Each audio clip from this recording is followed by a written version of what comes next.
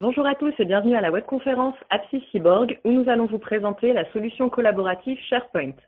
Nous allons passer une petite heure ensemble. Cette session va être animée par Lionel Fabre, responsable de services collaboratifs Web et BI. Tout au long de cette session, vous pourrez poser vos questions sur le bandeau qui se trouve à droite de votre écran et nous y reviendrons en fin de conférence. Bonjour Lionel. Bonjour. Bienvenue à cette présentation sur la solution collaborative par APSI Cyborg. Je m'appelle Lionel Fabre, je suis le responsable du service web et collaboratif chez APSI Cyborg et je travaille sur ce type de projet depuis un peu plus d'une dizaine d'années et principalement sur la solution que nous allons voir ensemble. Au cours de cette présentation, nous allons dans un premier temps tenter de définir ce qu'est un outil collaboratif, puis parler de la solution qui a été choisie par APSI Cyborg pour illustrer cette solution collaborative. Nous passerons ensuite en mode démonstration pour voir ensemble certaines fonctionnalités, les principales fonctionnalités intéressantes de l'outil collaboratif. Et enfin, je finirai cette présentation par la méthodologie que nous pouvons vous proposer pour pouvoir vous accompagner à mettre en place ce type de produit. Tout d'abord, partons d'un constat. Nous avons vu au cours des précédentes années évoluer nos méthodes de travail, notre environnement de travail. Pour beaucoup d'entre nous, nous sommes passés d'un mode assez cloisonné à un mode de plus en plus collaboratif. C'est-à-dire que nous avons multiplié les canaux de communication, nous avons multiplié les interlocuteurs, nous avons multiplié les supports de communication et nous avons un besoin de communiquer, partager, échanger, diffuser de l'information avec toujours un plus grand nombre de personnes. De cela, plusieurs conséquences. La première, c'est comme on vient de le dire, qu'on multiplie les collaborateurs avec lesquels on est censé échanger, que le flux soit de publication, c'est-à-dire que vous donniez une information vers un destinataire, ou qu'il s'agisse de collaboration, c'est-à-dire qu'il y a un échange d'informations entre deux personnes. Cette multiplication, on peut l'entendre aussi bien qu'il y a de plus en plus de collaborateurs avec lesquels vous échangez, mais aussi que ces collaborateurs se sont, disons, diversifiés. Vous avez vous travaillez avec des acteurs différents au quotidien, certainement. De la même façon, les sujets que vous traitez au quotidien se sont certainement multipliés et diversifiés, ce qui a entraîné par conséquent une multiplication aussi et une diversification en fait des fichiers que vous échangez. Ce point-là, on y reviendra avec la définition de l'outil collaboratif, mais les fichiers ont une place importante dans ce type de solution. Ce n'est pas tout. Je suppose que chacun d'entre vous a une boîte mail et que cette boîte mail, comme la mienne certainement, a tendance un petit peu à exploser et il est difficile des fois de faire le tri entre les mails urgents, ultra urgents, les mails a priorisés et les mails qui n'ont des fois aucune valeur ajoutée. Enfin, on parle beaucoup de fichiers et de mails, mais vous avez aussi multiplié certainement et diversifié les informations que vous échangez. C'est-à-dire que vous avez certainement au cours des années multiplié vos contacts, vos réunions, les produits, les projets, tout un ensemble d'informations qui ne sont pas pour autant ni des fichiers ni des emails, mais que vous devez échanger, partager ou diffuser. À partir de là, nous allons essayer de définir en fait ce qu'est une solution collaborative. La solution collaborative a de nombreuses fonctionnalités, mais ici, on va plutôt s'attarder sur les 5 qui sont affichés devant vous et qui me semblent être les plus importantes pour ce type d'outil. Tout d'abord, un outil collaboratif doit nécessairement permettre la gestion de documents, aussi appelé GED, qui va permettre en fait de stocker, ajouter, modifier, supprimer, mais pas que. Vous allez aussi pouvoir historiser éventuellement, effectuer des approbations sur les documents. Cette GED doit vous permettre tout simplement de partager et de collaborer autour de documents. Ces documents pouvant être de complètement diverses sortes, puisqu'il peut s'agir aussi bien de factures, de devis, de comptes rendus de réunions, de documents liés à votre activité. Le deuxième point, c'est que c'est déjà plutôt bien de pouvoir stocker de la documentation de façon et de pouvoir collaborer autour, mais sans pouvoir la retrouver, ça n'a que peu d'intérêt. Donc, l'outil collaboratif doit normalement vous permettre de rechercher facilement cette information. Les 3/4 du temps, cela va passer par différents outils de recherche, dont notamment des moteurs de recherche, qui vont vous permettre de cibler l'information où qu'elle soit sur l'outil pour que vous puissiez la récupérer simplement. Le troisième point, c'est que pour l'instant, en effet, je parle beaucoup de documents, mais comme on l'a vu juste avant, il n'y a pas que des documents à échanger. Donc, vous devez pouvoir notamment partager et diffuser de l'information. Dans l'outil collaboratif, cela va majoritairement se traduire par la publication, par exemple, de news au sein de votre entité. Donc ici, on va tout de suite penser, par exemple, à un portail intranet sur lequel le service de communication va régulièrement publier des événements ou des informations à destination de toute la société ou d'une partie pour les tenir informés de la vie en entreprise. Le quatrième point, c'est les workflows. Chaque société, chacun d'entre vous travaille dans une société où les process sont certainement différents de la société voisine. Donc pour cela, en fait, l'outil doit permettre de personnaliser les workflows, c'est-à-dire les process de gestion de vos informations. Il peut s'agir aussi bien à nouveau d'informations ou de documents. L'un des workflows les plus connus et les plus fréquents est le workflow d'approbation, par exemple, où j'ai un auteur qui va rédiger un document, puis ensuite j'aurai un approbateur qui va valider le contenu de ce document, et s'il le valide, va permettre la diffusion à un plus grand nombre de ce document. Enfin, tout cela est forcément sécurisé, c'est-à-dire que il ne faut pas confondre collaboration avec ouverture en fait de votre SI à n'importe qui. Ici, vous maîtrisez, l'outil collaboratif doit vous permettre de maîtriser les accès en fait au contenu. C'est-à-dire, typiquement, si vous souhaitez stocker des bulletins de salaire, vous ne souhaitez pas que l'intégralité des bulletins de salaire soit accessible à l'intégralité de vos employés. Donc, on va pouvoir sécuriser en fait les accès et créer des droits pour pouvoir faire en sorte que seules les personnes concernées puissent accéder à l'information qui les concerne. Maintenant, passons à l'outil qui a été choisi par AppCyborg. Donc, il s'agit de SharePoint. Voici en quelques mots à quoi correspond cette solution. Donc, SharePoint, tout d'abord, c'est un outil de collaboration. Sinon, je ne vous en parlerai pas aujourd'hui. Le deuxième point important, c'est qu'il s'agit d'un outil de la gamme Microsoft Office. Ici, les deux mots sont importants. Déjà parce que Microsoft est un acteur majeur dans le développement de logiciels et vous avez forcément autour de vous des outils de ce type-là. Je suppose que votre ordinateur fonctionne sur un Windows, par exemple. Et Office, puisque du coup, il est vraiment très bien intégré, en effet, aux autres outils Office. On verra dans la démonstration que du coup, vous pourrez utiliser sans vous compliquer la vie votre Word, votre Excel, votre PowerPoint pour pouvoir en fait interagir avec SharePoint. On va voir que c'est complètement intégré et que vous n'avez pas besoin de faire des opérations complexes pour pouvoir faire travailler ces outils entre eux. Le troisième point, c'est qu'il s'agit d'un outil web.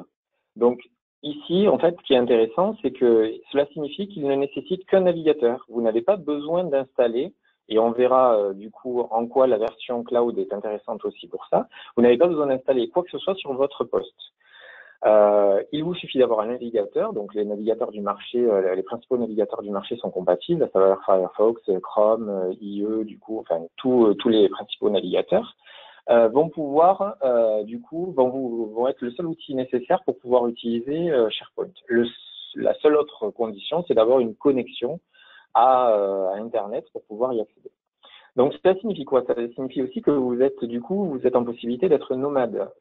Vous pouvez utiliser un poste qui n'est pas le vôtre. Il suffit qu'il y ait un navigateur avec une connexion Internet et vous pourrez continuer à accéder à votre contenu. Le quatrième point, c'est qu'il existe deux versions, on-premise et Office 365. Donc, la version on-premise, en fait, est la version, en fait, que vous pouvez faire installer sur votre système d'information interne ou chez votre hébergeur favori, et qui sera, du coup, en fait, votre version, votre SharePoint. Le deuxième, c'est Office 365, donc c'est la version cloud de Microsoft, qui est la version vers laquelle Microsoft essaye de pousser un maximum ses clients, et qui est en fait, comme son nom l'indique, en fait, une version hébergée dans le cloud de Microsoft, qui fonctionne avec un système d'abonnement. Toute la démonstration va se baser en fait sur une plateforme qui a été développée, qui a été créée sur la version cloud. Je ferai rapidement en fait un petit topo si les fonctionnalités que je vous montre ne sont pas disponibles sur la version on-premise. Mais ce qu'il faut savoir, c'est que il s'agit de deux fonctions assez similaires. La seule différence, c'est que sur Office 365, les versions sont mises à jour beaucoup plus fréquemment, donc elles sont plus forcément il y a plus de fonctionnalités à l'instant T que sur une version on-premise. Enfin, la dernière chose sur laquelle je souhaiterais insister, c'est que c'est un outil qui permet de nombreuses interactions avec les outils Microsoft. Donc, on a parlé principalement d'Office, mais cela s'élargit aussi, en fait, si vous avez un NAS, un Vision, enfin, maintenant un Business Central, du coup, ou un CRM, en fait, de Microsoft. C'est-à-dire qu'on peut permettre une très grande interaction entre ces outils. Ça permet aussi de pouvoir y intégrer facilement des rapports Power BI si vous le souhaitez. Bref. L'outil est généralement intégré avec tous les outils de Microsoft. Donc, généralement, sur la majorité des systèmes d'information, on retrouve quelques-uns de ces outils. Ça va permettre, du coup, de pouvoir faire communiquer ces deux solutions, en fait, très simplement. Donc maintenant, ce que je vous propose, c'est que nous allons effectuer une petite démonstration pour vous illustrer mon propos. Donc, je vais commencer dans un premier temps pour la partie gestion de documents.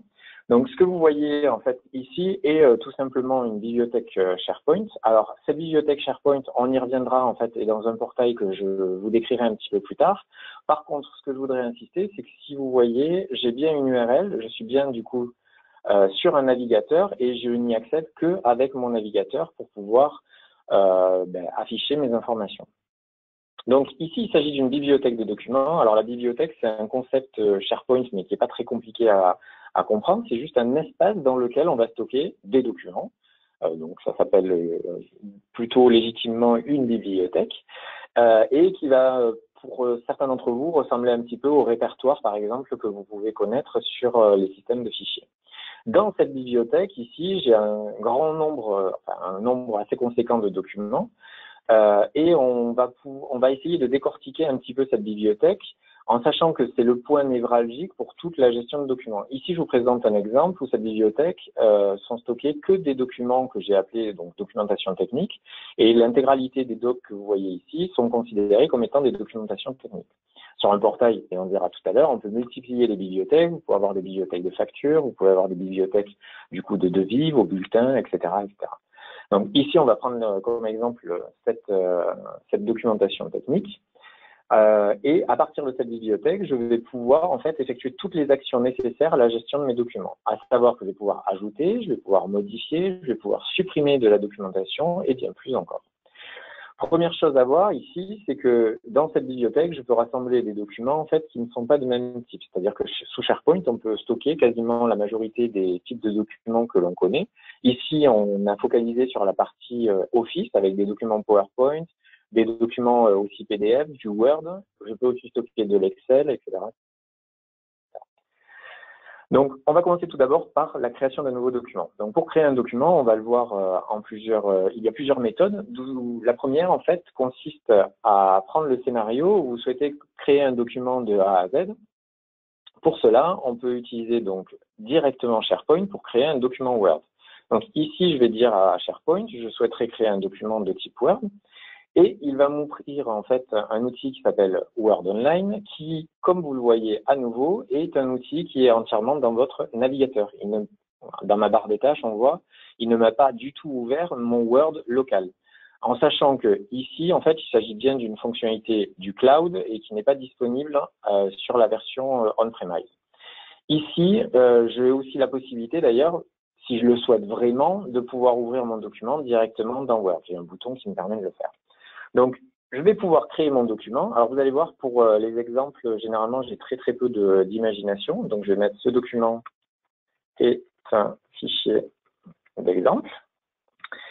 Et du coup, en haut, je ne sais pas si vous le remarquez, j'ai un petit message qui me dit enregistrement en cours. C'est-à-dire qu'au fur et à mesure de mes modifications, il va enregistrer du coup le document et je n'ai pas besoin d'appuyer sur un bouton pour pouvoir le sauvegarder. Donc ici, je vais modifier mon document. Je vais mettre doc exemple. Donc je modifie le titre, en sachant que là, le Word Online, je ne vais pas y passer trop de temps parce que malheureusement, on a un format qui est assez court.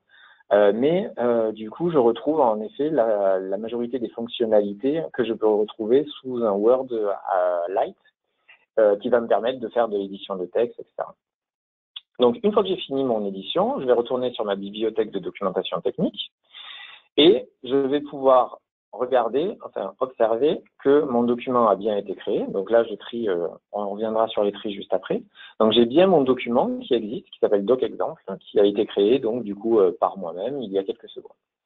Donc, là, je viens de vous montrer en fait comment créer un document depuis l'interface entièrement en fait, sans autre outil que le navigateur, en sachant que j'ai choisi Word, mais je peux faire du Excel, du PowerPoint, du OneNote, etc. Maintenant, l'autre partie intéressante pour l'ajout de documents, c'est vous avez créé des documents localement sur votre poste où on vous a envoyé des documents que vous souhaitez ajouter à la documentation technique. Typiquement, ici, j'ai de la documentation technique sur un ensemble de produits et peut-être que SageMail a édité en fait un ensemble de documents que j'ai récupérés sur leur plateforme et je souhaite les ajouter à ma documentation technique. Pour cela, rien de plus simple. Ici, prenons en fait un exemple où j'ai 4 documents qui sont en local sur mon poste, puisqu'il s'agit bien en fait de documents stockés chez moi, et je vais du coup les déplacer dans ma bibliothèque.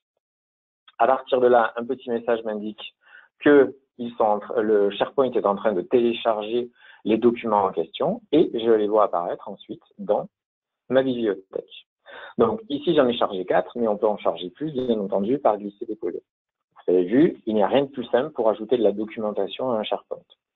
Maintenant, passons à l'édition. Ben là aussi, c'est très très simple. En fait, je n'ai qu'à cliquer sur le lien de mon document pour pouvoir éditer mon document dans la version online de l'outil. En sachant que, à nouveau, tout ce que je vous montre, on peut le faire dans le Word qui est installé sur votre bureau pour pouvoir faire les modifications locales.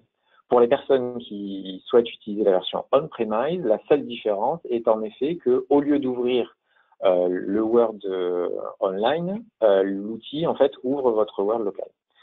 Donc voilà, donc du coup, maintenant que je vous ai montré comment créer et modifier, je voudrais juste vous montrer comment les supprimer, puisqu'on a vu que j'avais un certain nombre ici de fichiers que je viens de créer, et je vais les supprimer. Donc je vais faire une suppression en masse, par exemple, en disant ben, ces 4 fichiers ici, je ne souhaite plus les avoir, et j'ai un bouton supprimer qui est apparu et qui me permet tout simplement de les supprimer. En sachant que ici, on voit, je peux aussi les déplacer, les copier ou les télécharger. Donc voilà, donc là, je viens juste rapidement de vous montrer comment on est en capacité, du coup, de créer, modifier de la documentation. En sachant que ce que je viens de vous montrer est valable aussi pour les autres types de documents. Par exemple, ici, en fait, je peux ouvrir, en fait, un PowerPoint directement dans la version online et accéder, en fait, au contenu de ce PowerPoint et éventuellement, du coup, effectuer des modifications. De la même façon, même si on ne peut pas l'éditer, les formats PDF sont bien entendu, en fait, disponibles, enfin, lisibles, en fait, sur l'outil. C'est-à-dire qu'ici, je peux consulter mon PDF. Le format PDF n'est portant pas à la modification, du coup, je ne peux en effet pas le modifier. Mais tout est intégré, vous n'avez pas besoin d'outils complémentaires, la plateforme se charge de tout. Donc là, nous venons de voir ensemble, rapidement, en fait, comment ajouter, modifier, supprimer des documents. Je pense que c'est assez simple et assez intuitif, sachant que l'outil reprend quand même un certain nombre de codes existants dans d'autres outils. Maintenant, je voudrais attirer votre attention sur cette bibliothèque de documents qui possède en effet un certain nombre de documents, mais pas que. C'est-à-dire que, comme vous le voyez depuis tout à l'heure, j'ai cette bibliothèque qui est présentée sous forme de colonnes, et donc notamment un petit icône pour m'indiquer en fait quel est le type de document, le nom de mon document, la date de dernière modification, qui a fait la modification, et là vous voyez une colonne produit. Cette colonne produit a été ajoutée pour cette démo et va me permettre en fait d'enrichir la documentation, l'information sur cette documentation. C'est-à-dire que grâce à cette colonne, je vais pouvoir notamment effectuer des tris en disant je souhaite récupérer tous les produits qui sont en rapport avec Dynamics CRM et Dynamics NAV. Donc ici, il va me permettre de trier en fait ces produits, ces documents en fonction de ces produits. Maintenant, reparlons de ces colonnes. Ici, l'intégralité de ces colonnes, en fait, peuvent être modifiées et on peut en ajouter de nouvelles, on peut en supprimer. Donc, je peux complètement personnaliser, en fait, la liste des colonnes qui sont assignées à un document. En ce qui concerne, par exemple, mon document d'exemple, ici, je vais vouloir, par exemple, indiquer qu'il concerne le produit SharePoint. Donc pour ça, je vais accéder aux détails des informations de ce document. Donc ici, on voit que j'ai un petit onglet, un petit volet qui vient de s'afficher et qui contient notamment en fait une fenêtre qui me permet de visualiser le contenu. Donc, c'est valable aussi en fait pour les autres types de documents. Hein. C'est-à-dire que si ici je choisis en fait le PowerPoint, il va me charger en fait la visualisation de ce PowerPoint. Donc, je reprends mon doc d'exemple et je vais avoir tout un ensemble d'informations, à savoir qui a accès, quelles sont les propriétés, donc mon nom, mon titre et le produit sur lequel on va revenir tout de suite, ainsi que l'activité qu'il y a pu y avoir autour de ce document, à savoir qu'il a été modifié il y a 6 minutes, qu'à un moment il a été renommé, qu'il a été créé il y a 7 minutes, etc., etc. J'ai aussi la taille de ce fichier aussi. Maintenant, je veux indiquer qu'en fait, ce document, concerne le produit SharePoint. Donc, je vais tout simplement, en fait, aller dans la liste de mes propriétés et choisir le produit SharePoint. Ici, en fait, on a configuré la liste, la bibliothèque, de façon à ce qu'elle ne propose que les produits ici. Donc, ça, c'est complètement personnalisable et chose que je n'ai peut-être pas encore dit. Mais l'intégralité de cette démonstration a été effectuée avec les fonctionnalités natives de SharePoint. C'est-à-dire qu'il n'y a aucun développement spécifique, juste de la personnalisation via les menus qui est accessible à toute personne qui a des comptes de type administrateur. L'autre chose aussi que je souhaite préciser avant d'aller un petit peu plus loin, c'est que ici, j'ai un compte administrateur pour me faciliter la démonstration, mais un certain nombre de menus n'apparaissent pas, en fait, à tous les utilisateurs et vous pouvez choisir en fait quelles sont les options qui apparaissent ou non aux utilisateurs. C'est-à-dire qu'on peut très bien dire qu'un utilisateur n'a pas le droit de supprimer, n'a peut-être pas le droit de télécharger ou n'a peut-être pas accès à certaines bibliothèques ou certains documents. Donc voilà, donc maintenant je viens de vous montrer comment modifier ces métadonnées. Alors, comme je le disais tout à l'heure, en fait, ces métadonnées, elles vont avoir un intérêt, ça va être de me permettre d'accéder plus rapidement à mon information. Ce qu'on va voir maintenant tout de suite, c'est qu'il y a plusieurs façons d'accéder à un fichier ou à un ensemble de fichiers. On va prendre 3 scénarios. Le premier, ça consiste à dire que vous savez que le document est dans la bibliothèque documentation technique, donc vous allez jusqu'à cette bibliothèque documentation technique, et ensuite vous souhaitez trouver un document qui concerne Dynamics Nav, par exemple, et qui a été édité par moi-même ou qui est un PDF, par exemple. Donc pour cela, en fait, on va pouvoir filtrer le contenu, ici avec un petit bouton en forme d'entonnoir, et indiquer que ce que je cherche, ce sont du coup les documents en rapport avec Dynamics Nav et que je cherche uniquement les PDF. D'un seul coup, ma liste qui doit être composée d'une 60aine de documents, ce qui est assez faible puisqu'en fait, on peut créer des listes de plusieurs centaines ou plusieurs milliers de documents, a été réduite ici à 5 documents. Donc, ça va me faciliter la recherche et automatiquement, je vais trouver en fait que le document que je cherche, c'est celui-ci par exemple, l'ouvrir, le télécharger, le partager, le diffuser. Donc ici, c'est le scénario le plus simple puisqu'il s'agit du scénario où vous saviez que le document était donc dans cette bibliothèque et vous avez suffisamment d'informations sur ce document pour pouvoir du coup retrouver le document que vous cherchez. Le deuxième, c'est de se dire, vous savez que le document est dans la bibliothèque de documentation technique, mais vous avez très peu d'informations sur le document. Par contre, vous savez en fait qu'il s'agit de parler de dématérialisation. Donc là, il y a un petit outil de recherche à gauche qui va vous permettre ici de dire que ce que vous cherchez, en fait, ce sont tous les documents qui concernent la dématérialisation. Donc, je vais lancer une recherche sur ma bibliothèque et cela va me retourner tous les documents qui concernent la dématérialisation. Alors, sur quoi se base cette recherche? Comme vous pouvez le voir, il y a finalement très peu de documents où il y a écrit dématérialisation dans le titre. En fait, on va en retrouver un ou deux. Par contre, ce qu'a fait SharePoint, en fait, c'est qu'il est allé indexer tout le contenu des fichiers de cette bibliothèque et il a retourné tous les documents qui contenaient dématérialisation, soit dans les métadonnées, bon là en l'occurrence il n'y en a pas, soit dans le titre, soit dans le contenu. Il est en capacité en effet d'indexer tout le contenu des fichiers à partir du moment où ce sont des fichiers de type Office, des fichiers de type PDF ou des fichiers de type texte lisible. Bien entendu, l'indexation ne va pas à l'heure actuelle jusqu'à la recherche dans des vidéos ou des images. Donc ça, c'est le deuxième scénario, c'est-à-dire que vous avez cherché un document, vous saviez que le document était dans la bibliothèque de documentation technique, Et vous avez voulu en fait rechercher via l'outil de recherche, puisque vous n'aviez pas beaucoup d'informations, mais vous cherchez de la documentation sur la dématérialisation. La troisième possibilité, et dernière, ça va être de vous dire en fait qu'il s'agit d'un document en fait sur la dématérialisation et ce sont vos collègues en fait qui les ont générés. Donc vous ne savez pas exactement où ils sont. Vous connaissez peut-être pas très bien la structure du portail en question et vous n'avez pas envie de chercher toutes les bibliothèques disponibles en fait pour trouver vos fameux documents. Donc il existe un outil de recherche qui est transverse à tout le portail. Donc ici, je vais dématérialisation. Je vais juste rechercher le mot dématérialisation sur tout mon portail. Ça ressemble exactement en fait aux grands outils de recherche en fait du web, c'est-à-dire que j'ai une zone de recherche et ensuite je vais avoir un ensemble d'éléments qui vont apparaître et correspondre au tour qu'a fait le moteur de recherche. Ici, on va pouvoir trier en disant ben, moi ce que je cherche, c'est pas en fait ni des signes ni des actualités, ce sont des fichiers. Donc du coup, je veux uniquement avoir les fichiers qui contiennent le mot dématérialisation et je vais même pouvoir aller un petit peu plus loin en disant ben, je veux que tu me les filtres et que je récupère uniquement les PowerPoint.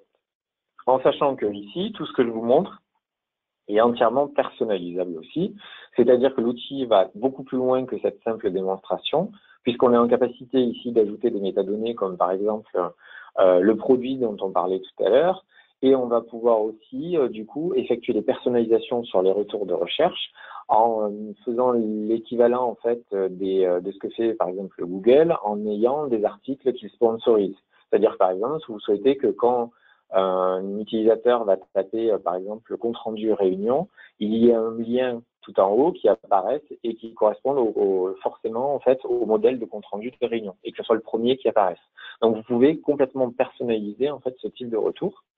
En sachant aussi que le moteur est intelligent, c'est-à-dire que si ici en tapant dématérialisation par un certain nombre de personnes et qu'ensuite la majorité des personnes cliquent sur le troisième lien, ce troisième lien va petit à petit remonter dans la recherche, dans les résultats de recherche au fur et à mesure. Donc il évolue en fait en fonction des comportements et des retours en fait qui lui sont effectués. L'autre chose intéressante, c'est que du coup ici je me retrouve avec 3 PowerPoints et j'ai pas forcément envie de les ouvrir un. Donc en fait SharePoint à travers son outil va vous permettre d'avoir un petit détail en fait sur le contenu de ce document et va même en fait du coup vous permettre d'éventuellement visualiser en fait un certain nombre de choses. Donc ici par exemple, je vais descendre un petit peu, je vais avoir la possibilité de voir en fait le contenu de mon PowerPoint sans avoir besoin de l'ouvrir chez moi en fait pour pouvoir y accéder. Donc voici le troisième scénario donc pour la partie recherche de documents. Donc ici en fait on vient déjà de couvrir rapidement, puisque je suis désolé le format ne nous permet pas non plus d'aller trop dans le détail, comment on pouvait gérer de la documentation, à savoir l'ajouter, la modifier, la supprimer, et comment en fait rechercher cette information grâce à 3 outils. L'intérêt ici de ces 3 outils, c'est que vraiment, vous pouvez faire de la recherche transverse, c'est-à-dire que soit vous savez où est votre doc et c'est très simple, vous y accédez plus ou moins directement, soit vous avez une idée approximative, soit dans bien des cas, vous ne savez pas où est la documentation en question et vous pouvez utiliser en fait l'outil de recherche. En sachant aussi que, en ce qui concerne la gestion électronique des documents, je l'ai vraiment survolé puisque je ne vais pas pouvoir rentrer dans les détails, mais la solution vous offre aussi notamment la possibilité, alors je vais essayer rapidement, vous offre la possibilité de gérer par exemple d'accéder à l'historique. Donc j'ai en fait par défaut l'historique de ce document et je vois en fait qu'il a été modifié un certain nombre de fois et je suis même en capacité ici de restaurer une version antérieure de ce document. Voilà. Donc on ne va pas aller plus loin dans la gestion électronique des documents puisque en effet je pense que ça prendrait beaucoup de temps et on va basculer maintenant sur la partie publication d'informations. Donc ce que du coup on a vu, c'est plutôt la partie documentaire. Maintenant, je souhaiterais qu'on voit la partie partage d'informations. Donc, comme je le disais tout à l'heure, le partage d'informations, la première chose à laquelle on pense, en fait, souvent, c'est publier de l'information pour une partie ou la majorité des personnes qui travaillent dans l'entreprise. Quoi de mieux qu'un intranet pour ça? Et du coup, SharePoint peut du coup vous permettre de publier un intranet. Ici, à nouveau, juste pour la démonstration, on a effectué un intranet entre guillemets pas type, mais qui est quand même assez fréquent, avec un accueil, un espace projet dans lequel on naviguera très rapidement tout à l'heure pour vous montrer l'intérêt de ce type d'espace. Un espace RH parce que c'est souvent en fait sollicité. Donc dans cet espace RH, on ira tout à l'heure aussi pour vous montrer un petit peu comment on peut structurer ce genre de choses. Un espace marketing communication, un espace support ici, mais on peut en faire. En fait, toute cette partie-là est complètement customisable. C'est-à-dire qu'ici, il ne s'agit que de customisations qui ont été faites pour le bien de cette démonstration et il faut forcément en fait voir en fonction de votre besoin ce qui est nécessaire ou non. Donc ici, je me retrouve sur la page d'accueil. Sur cette page d'accueil, je vais avoir mis ce qui me semble, à mon sens, intéressant pour les collaborateurs qui nous voient en priorité lorsqu'ils se connectent. Donc ici, j'ai recréé des liens un peu plus sympathiques pour accéder aux principaux espaces sur lesquels ils pourraient avoir besoin d'accéder. J'ai indiqué ici, en fait, une liste de liens vers les documents qui me semble nécessaire que, comme la charte d'utilisation, le livret d'accueil, par exemple, qu'un collaborateur doit pouvoir voir lorsqu'il accède à son intranet. À nouveau, il ne s'agit que d'exemples et de personnalisation qui ne tiennent qu'à moi. En dessous, j'ai un espace d'actualité. Donc ici, il va s'agir, par exemple, pour le marketing et la communication, de publier en fait des news. Donc concernant la vie de la société, qui va permettre aux collaborateurs qui se connectent sur l'intranet de, en quelques regards, en fait, savoir ce qui se passe dans sa société, en sachant que chaque article peut être lié à une page, en fait, qui peut être complètement personnalisée, commentée par, alors, commentée par n'importe qui, mais personnalisée, en fait, par exemple, le marketing et la communication. En dessous de ces actualités, toujours à titre d'exemple, j'ai rajouté en fait un certain nombre d'événements qui sont, selon moi, les points forts en fait de la vie de société dans les prochaines semaines.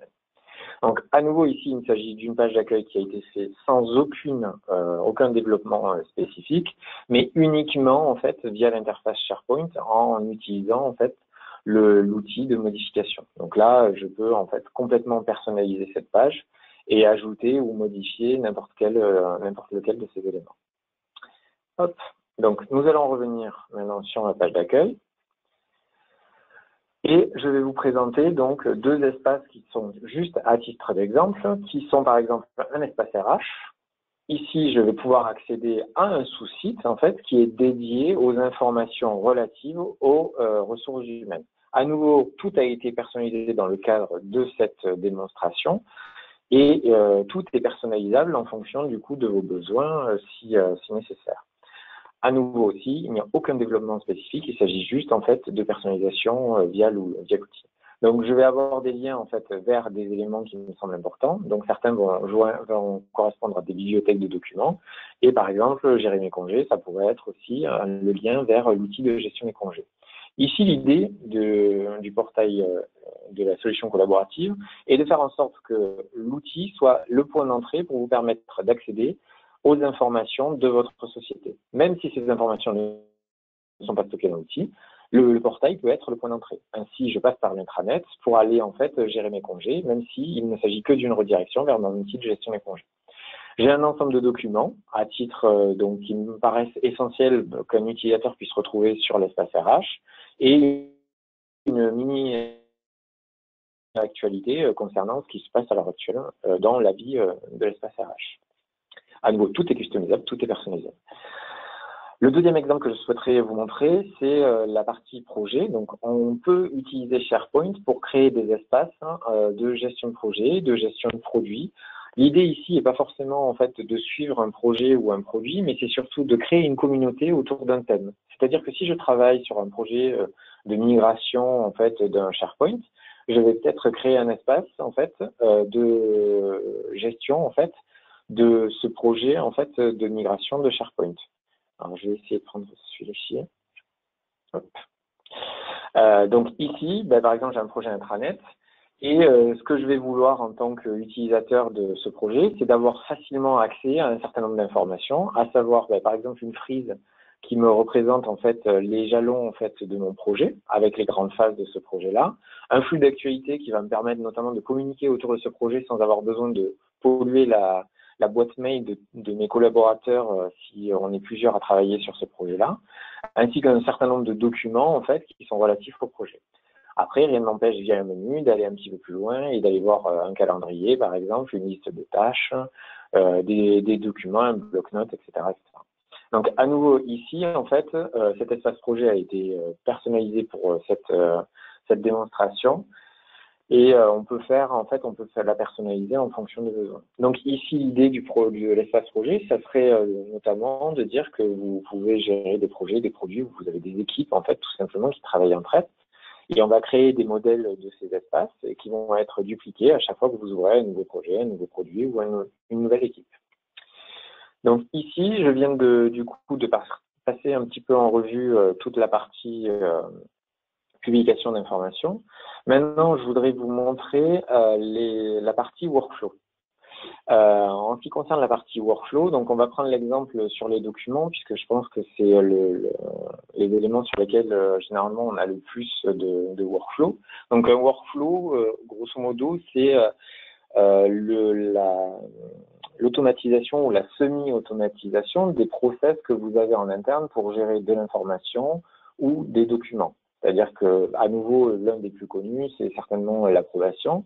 Je vais éditer un document, mon responsable va devoir du coup l'approuver pour qu'on puisse le publier à un certain nombre de collaborateurs. Pour cela, en fait, SharePoint, et donc ici, je vais aborder un outil qui en effet est disponible uniquement sur la version Office 365, c'est-à-dire sur la version cloud, c'est équipé d'un outil qui s'appelle Flow. Flow, en fait, du coup, va vous permettre de créer, en fait, et de gérer, en fait, ce qu'ils appellent les flux, et ce qui correspond à un workflow, autour de ces documents-là. Pour vous donner un exemple, ici, on a créé, en fait, on a créé un flux, donc je vais me connecter sur l'outil Flow, ça va me permettre d'envoyer un mail à chaque fois qu'un fichier est créé dans un dossier. Donc, ici, je vous montre un petit peu la partie technique, mais c'est juste pour vous montrer rapidement que l'outil est quand même assez facile à prendre en main. J'ai créé tout simplement un tout petit workflow qui est constitué de 2 tâches. Le premier, c'est que j'ai une création de fichier, en fait, une tâche de création de fichier dans un dossier. Donc, j'indique où quelle est la bibliothèque, grosso modo, qui est surveillée. Donc là, en l'occurrence, c'est documentation technique. Et ensuite, ce que je dis, c'est que je souhaiterais qu'à chaque fois, il y ait un mail qui soit envoyé.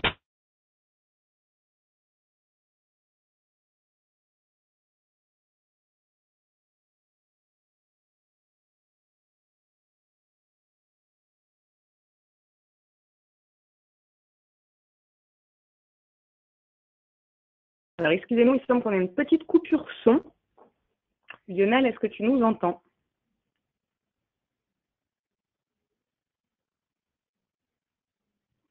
Je vous demande de patienter une petite seconde dans le temps qu'on se reconnecte.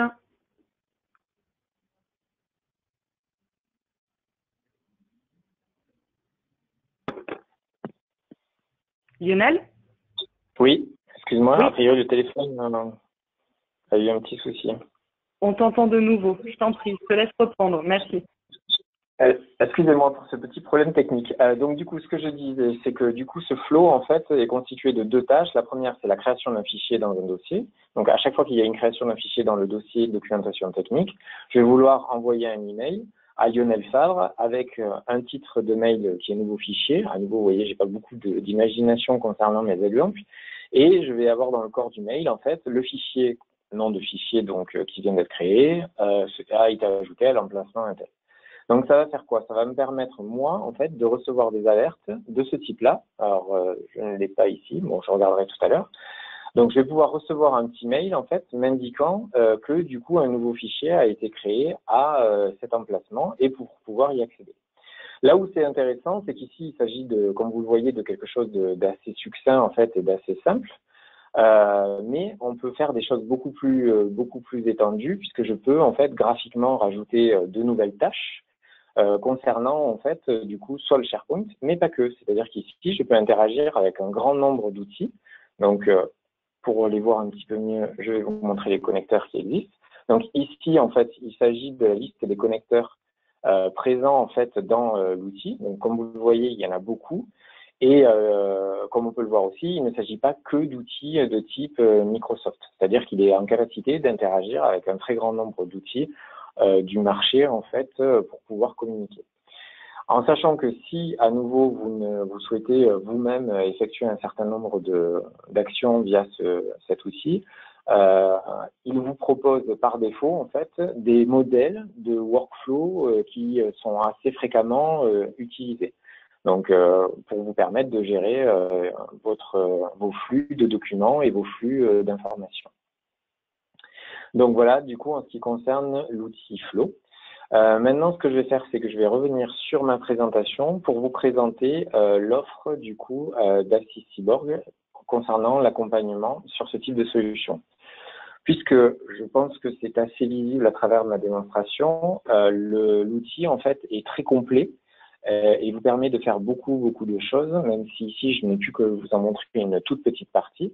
Ce qui signifie que en fait l'outil vous permet de faire beaucoup de choses, mais aussi malheureusement un peu n'importe quoi. C'est-à-dire qu'il faut savoir comment prendre cet outil pour que l'outil devienne un outil de collaboration et non pas une contrainte au quotidien pour vos collaborateurs.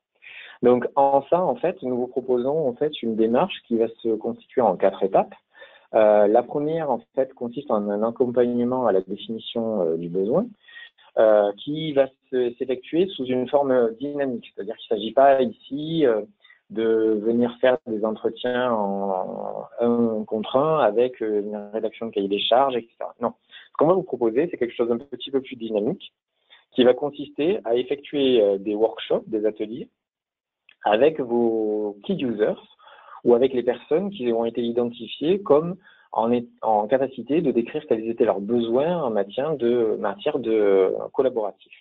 Alors, généralement, c'est une question qui est assez compliquée, donc c'est pour ça qu'on vous aide, on vous accompagne. On va au cours de ces ateliers vous montrer à vos collaborateurs, aux futurs collaborateurs, l'outil et le faire évoluer sous une forme de maquette de POC au cours des différents ateliers. C'est-à-dire qu'à chaque atelier, on va faire parler les utilisateurs pour découvrir en fait quelles sont leurs contraintes et en quoi l'outil pourrait leur répondre. Et au cours de ces mêmes ateliers ou des ateliers à venir, on va leur proposer des solutions à travers cet outil. Donc, on va les faire utiliser l'outil SharePoint le plus tôt possible pour que du coup ils puissent valider si l'outil correspond bien à leurs besoins et si les solutions qu'on leur apporte répondent bien en fait à un besoin qu'ils ont ou à une problématique qu'ils ont. Cette démarche en fait a un très gros intérêt, c'est-à-dire que en dehors du fait qu'elle nous permet de bien comprendre quel est le besoin auquel il faut que l'outil réponde, le fait que les utilisateurs soient au contact de l'outil rapidement va leur permettre non seulement d'être en partie formés, puisqu'une partie de ces workshops va consister à leur faire prendre un petit peu en main l'outil, mais aussi en fait à les faire accepter l'outil. C'est-à-dire que l'idée, c'est que s'ils comprennent que l'outil peut répondre à des problématiques, forcément, ils seront favorables à la mise en place de cet outil-là. Et quoi de mieux que de leur montrer quoi de mieux pour les en convaincre que de leur montrer l'outil en question. De plus, ça va faciliter la résistance, ça va diminuer la résistance au changement et faciliter du coup ce changement, même auprès des équipes qui n'ont pas participé aux ateliers, puisque si nos key users sont convaincus, ils vont forcément en parler à leurs collaborateurs et du coup, une bonne partie du chemin sera faite. Donc, ces ateliers, concrètement, vont être effectués avec un ensemble d'utilisateurs qui vont être définis par vous. Nous allons du coup itérer avec ces mêmes groupes d'utilisateurs à travers un certain nombre d'ateliers pour mettre en place ce POC, cette maquette en fait, et vous permettre, et à la fin en fait, rédiger un cahier qui est des charges qui va nous permettre de détailler le besoin autour de cette solution.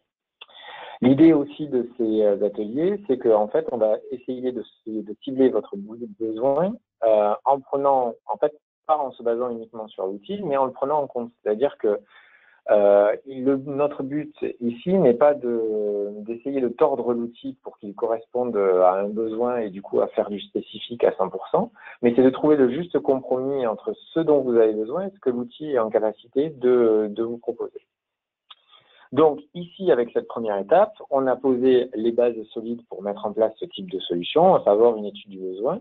un POC ou une maquette. En sachant que ici, cette première étape n'est pas nécessaire si bien entendu vous avez un cahier des charges qui a déjà été créé au préalable et qui est du coup assez suffisamment détaillé.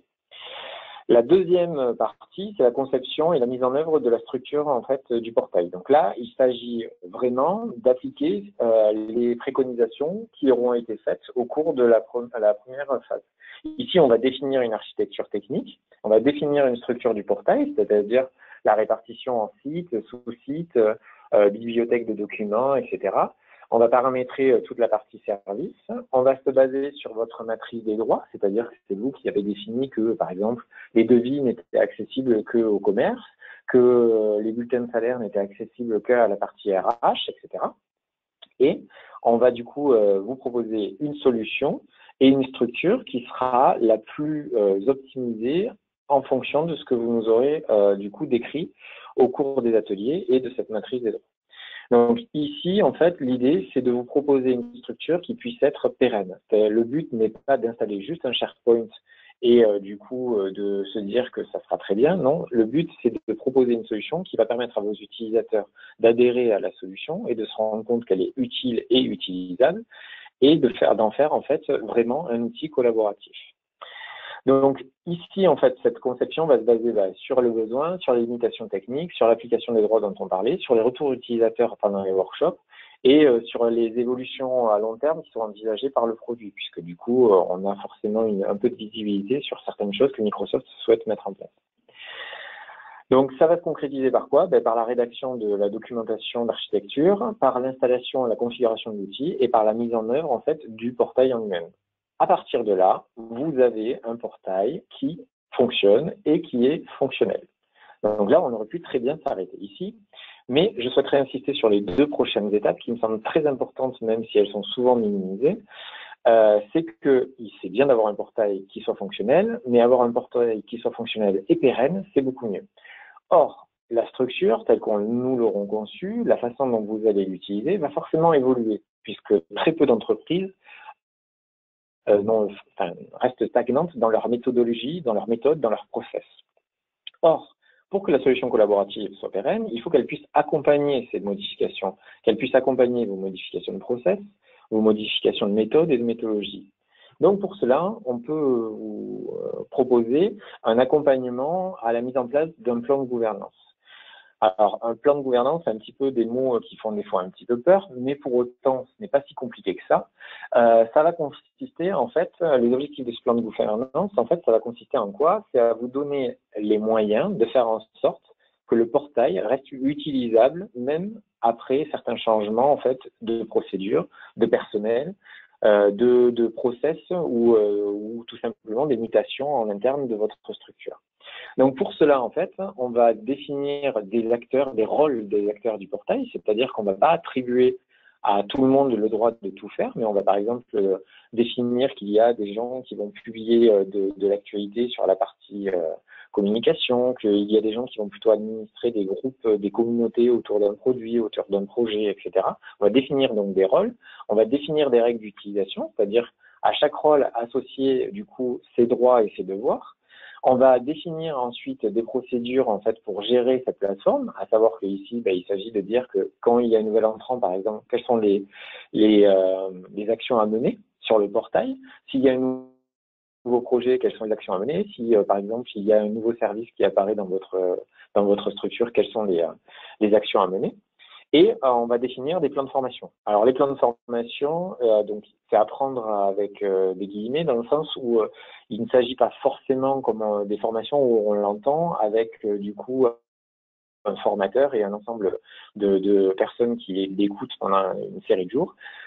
Ces plans de formation, c'est juste les actions à mener pour former les personnes ayant des rôles sur le portail à les mener à bien. Donc ça veut dire, par exemple, si j'ai un nouvel utilisateur qui est censé publier de l'information, qu'il ait les outils nécessaires pour publier de l'information. Si j'ai un nouvel administrateur de communauté, qu'il ait les informations nécessaires à cette administration-là. Donc ça va passer par des tas de choses, dont notamment peut-être en effet des formations un petit peu au sens classique du externe, mais aussi du coup des vidéos tutoriels, de la documentation, des procédures en fait qui sont rédigées pour permettre d'expliquer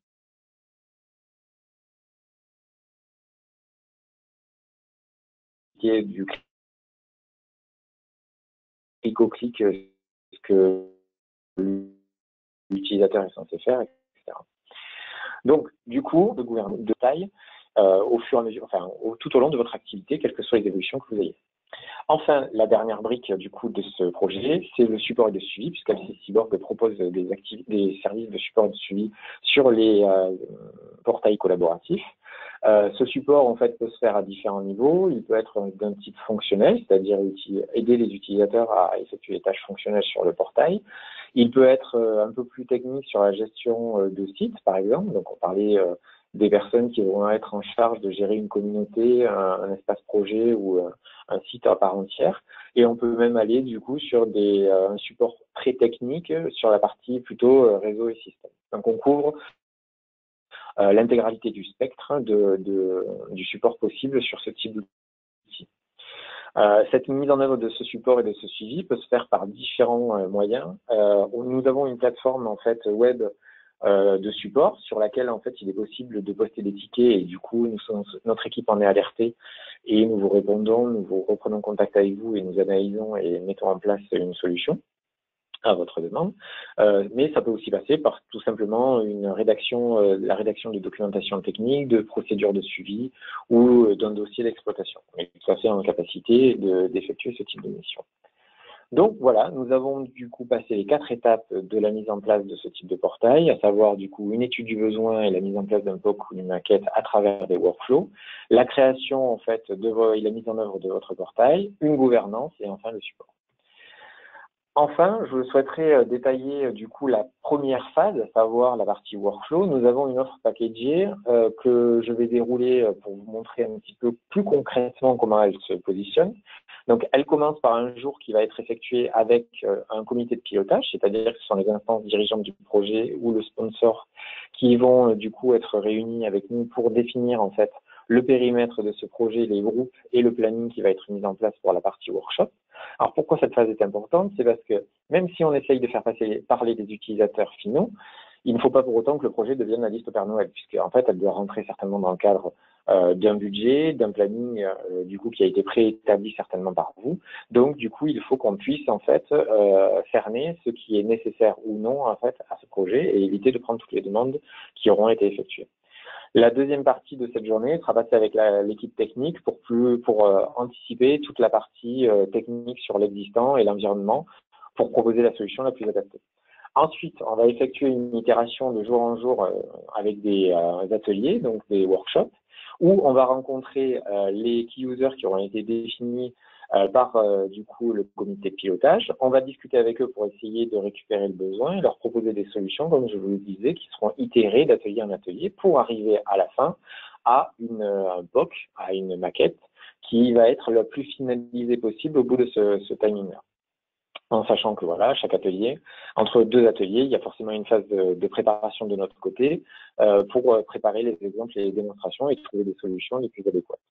Ensuite, il y aura une phase du coup d'analyse détaillée où on va se poser sur tout ce qui a été dit durant les ateliers et on va du coup rédiger un cahier des charges et un planning prévisionnel pour la mise en place de ce qui n'a pas pu être mis en place pendant cette phase-là. Ensuite, pour conclure, on a un comité de pilotage avec la préparation de la présentation et la présentation des conclusions de nos ateliers, ainsi que du coup du reste à faire que nous pouvons vous proposer.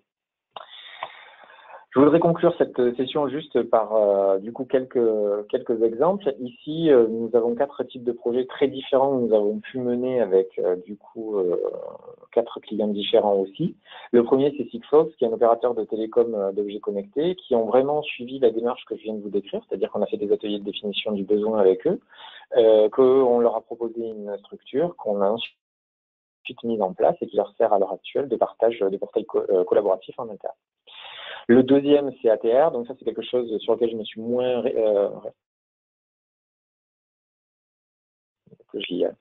on ne peut pas tout dire malheureusement sur ce type de format, c'est que nous faisons, même si je vous ai montré une plateforme qui était entièrement personnalisée sans développement spécifique, nous faisons du développement spécifique. Et chez ATR, donc qui est un constructeur d'avions, on a mis en place, en fait, on a personnalisé un extranet et on a fait un certain nombre de développements spécifiques et on assure un support technique pour eux. Ensuite le CNES, donc qui est l'agence spatiale française, pour lequel on a intervenu à différents niveaux. Ils avaient besoin d'être conseillés sur l'architecture technique et pour la mise en place d'un portail intranet et une GED en interne. Donc, ils ont fait appel à nous pour la rédaction des spécifications techniques et de l'architecture. Puis, ils nous ont fait réintervenir sur la partie mise en place d'un plan de gouvernance et suivi. C'est-à-dire qu'on a effectué des formations avec eux. On leur a fait des différents supports fonctionnels et techniques. Et ensuite, on a aussi eu quelques émissions d'expertise sur des points bien précis. Enfin, le groupe Latécoère, qui est un équipementier aéronautique, qui lui, en fait, avec lequel, en fait, on effectue une TMA corrective et évolutive depuis maintenant plusieurs années sur leur portail intranet. Donc, pour conclure, je voudrais juste rappeler quelques bénéfices de ce type de solution. L'idée de la solution collaborative, c'est vraiment de fédérer vos collaborateurs autour d'une information, c'est-à-dire de créer, en fait, de la richesse autour de cette information et de leur permettre, du coup, de mieux collaborer, mieux partager et d'avoir un outil qui leur permet vraiment d'échanger. L'échange est devenu nécessaire au quotidien pour nous tous, puisque nous ne travaillons plus chacun de notre côté, mais on travaille vraiment avec plusieurs équipes sur plusieurs projets dans différents groupes généralement. Donc du coup, l'idée, c'est vraiment d'avoir un outil qui nous permette de supporter en fait ce mode de travail. C'est aussi un outil qui va permettre d'optimiser les temps d'accès à l'information, puisqu'il y a des moteurs de recherche, notamment, vont nous permettre très rapidement d'accéder à l'information souhaitée sans savoir exactement où elle est. C'est un outil aussi qui va permettre de centraliser l'information, c'est-à-dire que je vais utiliser le portail SharePoint pour accéder à n'importe quelle information de mon SI. Donc, qui lui-même, le SharePoint va éventuellement s'interconnecter avec un autre système, un autre outil de votre système d'information. Mais je vais passer par le SharePoint pour pouvoir accéder à mon info. Ça va permettre aussi de regrouper de l'information selon les thèmes, c'est-à-dire la hiérarchiser, la classifier, donc ce qui va permettre du coup de créer des espaces de gestion de projet, de produits, des équipes, pour gérer une équipe. Ça va permettre aussi donc du coup de dépolluer un petit peu la boîte mail. Plus besoin de s'échanger X mails sur la dernière version du PowerPoint ou sur du coup une information sur un projet. On peut centraliser l'information, du coup toute la documentation dans une GED sous SharePoint et les informations du projet sur le projet. Si j'ai besoin d'une information sur un projet, j'irai voir le projet. Bien entendu, ça ne remplace pas le mail, mais ça permet de diminuer le nombre d'informations que vous recevez au quotidien par email, en fait, et sur lesquels vous n'êtes pas forcément les premiers concernés. Vous allez être en copie de dizaines de mails au cours de la journée. Peut-être qu'une majorité d'entre eux, en fait, c'était juste à titre informatif, et que si vous avez besoin d'informations, vous irez sur le portail, en fait, concerné par votre projet, par votre produit ou par l'info. Et enfin, un cas que j'ai très peu évoqué, mais qui existe aussi, c'est que c'est un outil, en fait, qui peut être un support à la dématérialisation, puisque du coup, il offre une GED, c'est-à-dire qu'on a eu des projets, en effet, de besoin de dématérialisation en fait des flux documentaires qui étaient uniquement en mode papier et qui a été un support de gestion de stockage du coup de l'information de la documentation technique, de la documentation tout court. Donc je vais terminer sur cette note-là, vous remercier d'avoir suivi cette présentation et je vais laisser la main du coup à Charlotte pour la partie questions. Merci Lionel pour cette présentation.